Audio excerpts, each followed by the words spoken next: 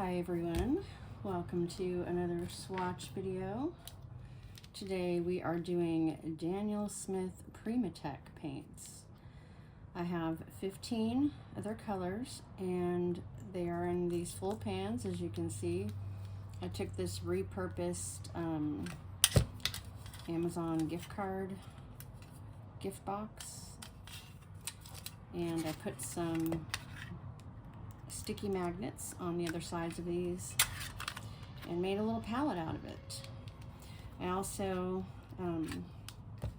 painted the inside of this with some enamel, some white house paint style enamel that you would usually do like the trim in your bathroom with, and makes like a nice waterproof mixing area. This is dirty. I need probably to clean it out, but trust me, it is white underneath there. So, as you guys are probably familiar, if you are familiar with Daniel Smith PRIMATEK paints, they do not contain pigment information. They just mostly rely on the mineral pigments to be their description, and although there's been some debate online whether or not there are some added pigments to these paints to help enhance their colors, I have not come across anything definitive, and I didn't dive deep enough into the whole Daniel Smith saga to figure that out. I just know that this is a very heavy palette, so I know that there are minerals in here, and gemstone minerals. I work with gemstones a lot in my jewelry practice when I make and sell jewelry, and I can attest to, at least individually, some of these tubes, like especially the Garnet or the Hematite, have a very high iron content, and those are very heavy minerals.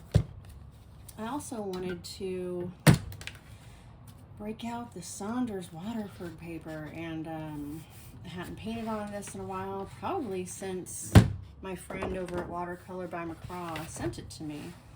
So I think I did one painting in this and posted it on my channel, but since then I've been kind of coveting it because it's some really nice paper, but it is really nicely textured, almost like a fine grain cold press. Rough enough to the touch, and I thought these mineral pigments would look really nice on it and would showcase well. I will be using my flat shader by the brand Cobia, and I also have this Zem watercolor golden synthetic Taklon round. I think it's a size 8, 6, 8. I think it's an 8. So yeah, that's what we'll be doing today, and I have my little swatch card on the side to refer to if I forget the order of the pigments or the order of these colors, but generally speaking, I'll just be mostly talking about the colors, and there will be no pigment information. Now, this first one is PEIMONTITE. It's almost spelled like PEIMONTITE, PEIMONTITE, and it is a nice reddish brown color. So I will probably make these pretty big, these swatches. It's a large piece of paper, and I really want to see how the pigments move on this. So let's add some more water. And all these, as you can probably guess, are very heavily granulating. These are very natural tones, so they make really good landscapes. I was wondering how I would use them for portraiture, because a lot of these are so muted and would lend themselves nicely to portraiture, but I was worried about the granulation being so heavy, but it's actually nice. So let me look at my swatch card, because I want to say this next one is Garnet, but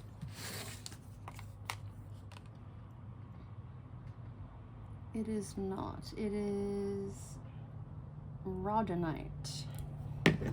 Rhodonite reminds me of a really dark Potter's Pink. And in case you couldn't tell, this whole row is like the pinks and reds, what I would consider to be pinks and reds. And again, they're very muted, so, you know, take that with a grain of salt as far as it really showing up to be pink or red. They are not super hard to re-wet, but I would say they are a little more difficult than most paints, given their heavy mineral content and the fact that they granulate so heavily. Let's see if I can get a darker swatch.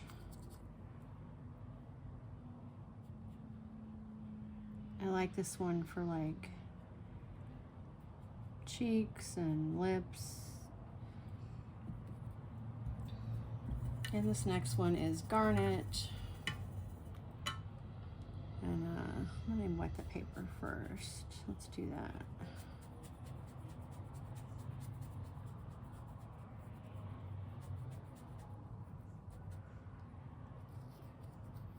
And I was pretty surprised at how rich this red was. It's like a blood burgundy kind of red.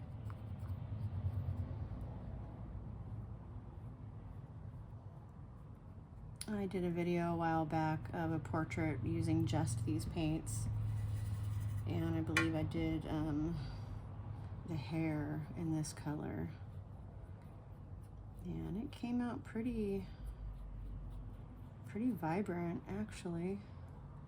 There we go.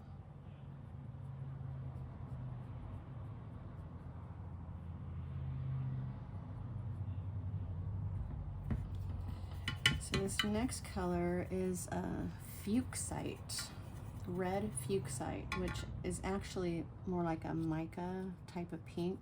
These ones are probably more difficult to re-wet than any of the other paints in this line.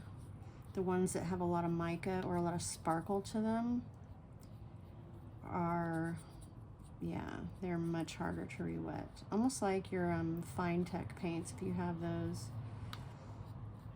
Comment below if you want to see me swatch those. I can do it on black paper. PHIMONTITE is probably the, what you'd call the student, the professional grade version of metallic watercolors. They feel a lot like this, and they're pretty strong and vivid. I think I have a 12 set of the PHIMONTITE. So again, this is red FUCHSITE, genuine. All of these have genuine in the title because they want to emphasize the fact that it's a stone. So yeah, that's an interesting color, isn't it? It's a nice cool pink, and it is sparkly.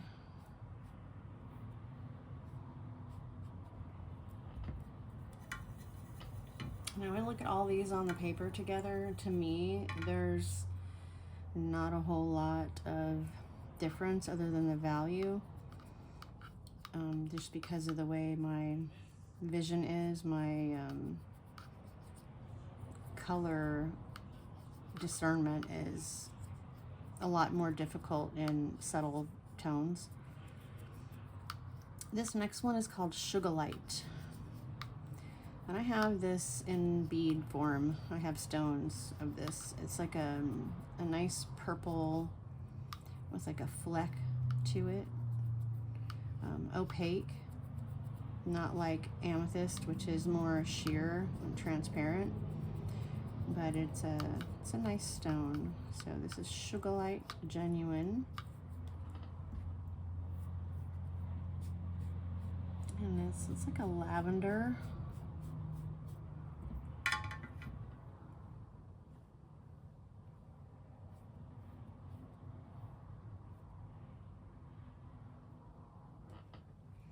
And the way these settle into the paper will just give you an idea of how much they granulate. So So this next one is called YAVPAI.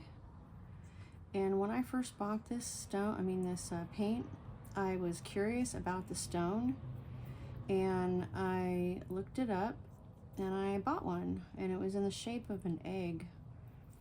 I think I still have it somewhere. I don't know where it is though. It's probably in a storage box with some of my other stones. It has a sedimentary quality look to it, like it looks like a landscape. It's got like light yellow, dark yellow, brown, and they're all in that ochre tone. So I've really come to like this one for portraits. I use it a lot, and when I do portraits using this palette, I do use this YAVPAI. YAVPAI. It's a funny word. YAVPAI. YAVPAI Genuine. This next one is called Bronzite. And as the name suggests, it is bronze in tone, and it is very sparkly, just like the SUGALIT and the FUCHSITE. So I do have this in stone form as well. I've made earrings and necklaces with these bronzite pieces. They're the exact color, and they do have like a sparkly flecks in them. And yeah, it's just neat to actually be able to see the stones that these paints are namesaked for or made from. And bronzite is like a cooler version of the YAVPAI. I don't know what I could compare it to in regular pigments, but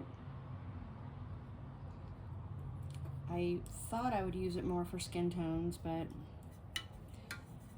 I actually lean more toward the YAVPAI, because see how you can compare the two now. The YAVPAI is much warmer. And this next one is, let's see if I can remember, it's Hematite. Hematite is one of the heavier paints and one of the more granulating of all of them. It's got like a rust and a dark gray kind of separation going on. And you would think it'd be like gray or black, but it's you know, if you look closely at it, it is very, I don't know. Well, if you know what a hematite stone looks like, they're a black silver color, but if you break them open or if you get them before they've been polished, they are a rust red, like, you know, like rusty iron. So and that is Hematite. And this next one I'd have to say has become one of my favorites. And this is Bloodstone. So I'm going to wet the paper for this. And I think I had heard about this one from Jane Beata, who's a watercolor artist here on YouTube. And she usually works exclusively with Winsor & Newton paints and Winsor & Newton brushes and paper. But I was watching a video of hers where she was really, really loving this Bloodstone Genuine, and I was like, I want to get that now. Because I would, oh gosh, see, it's so beautiful. I don't think any of the other ones that I wet the paper first did that, spread like that. So yeah, and you can see it's like a violet, like a black violet color. It's great for shadows, and it's a wonderful replacement for black. I keep missing the water dish. This next one is Amethyst, which has a subtle sparkle to it, not much, and surprisingly vibrant as far as being nice purple color. So I'm going to lay down some on the dry paper, and then I'm going to add the wet and see how it moves. And yeah, sorry if you guys hear any noise in the other room. My son is gaming. Yeah, this is, you know, beautiful purple. So if this is violet compared to the hematite, then look how much more purple that is next to that. So, you know, when you're comparing them, you can really tell the difference.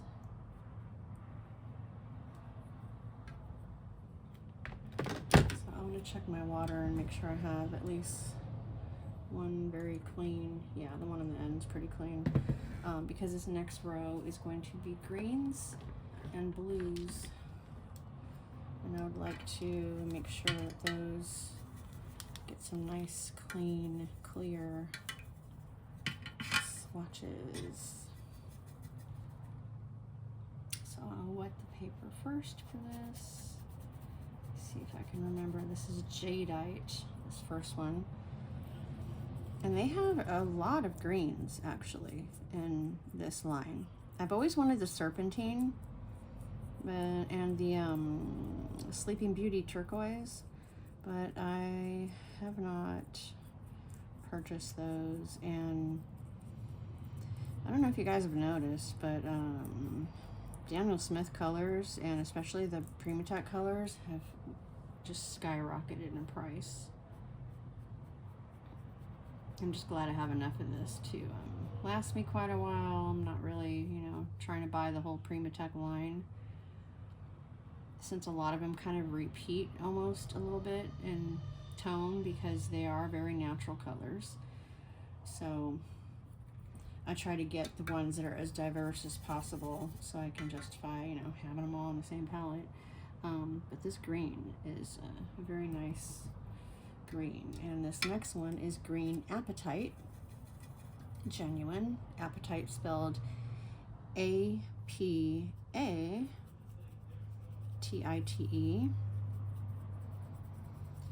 and it is they have blue and green. It's a stone. I do have this in blue. When I'm making jewelry, I have these little blue apatite beads, and they vary in tone from, like, you know, light to dark, brighter to clearer, and they have a nice variation to them. This is the green apatite, and this is one of my favorite just Daniel Smith colors in general. And you can see this one, I laid it on pretty thick. It didn't, oh, maybe it didn't move a lot because I didn't pre-wet the paper. Yeah, I thought I pre-wet the paper, but I did not. So let me get this bottom part wet with some clean water.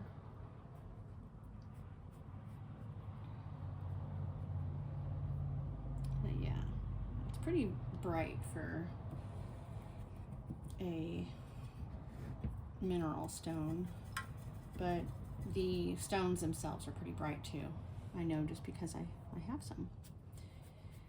This next one is, I think it's FUCHSITE again, but it's green. Yeah, green FUCHSITE. So this is like a nice lime green color. I haven't figured out a whole lot of use for these sparkly colors. That's why I only have 3, aside from the bronzite. But the FUCHSITE and the SUGALIT, these 3, the pink, the purple, and the green, they're just so pretty. I just don't, kind of like with metallic watercolors, I really don't know what to use them in. I mean, they would make nice accent tones for, I don't know, things like butterfly wings or mermaids or something, but yeah. And that is a very lime green. Should make a nice nail polish or eyeshadow. But see how pale that is. It's a beautiful color, and I believe it would be somewhat opaque if you were to layer it on top of something else, but yeah, it's nice. I just have not used it in a painting, I don't believe. Maybe in eyes would be pretty in the eye color. Mixed with another green, maybe. All right, this next one is Amazonite. So like Amazon, but Amazonite. And to me, this is a clearer, more transparent cobalt teal or cobalt turquoise. Some brands will interchange those two. It's still the same pigment most of the time, but it's generally more opaque and very milky, and this one is just its clear, translucent counterpart. This is one of my top 5 Daniel Smith PRIMATEK colors.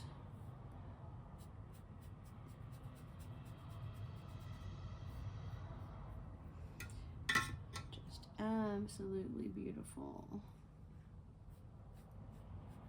It's even a little bit darker than a cobalt teal, but you know, you dilute it out and it can take the place. I mean, look at that. Wouldn't that be beautiful for water?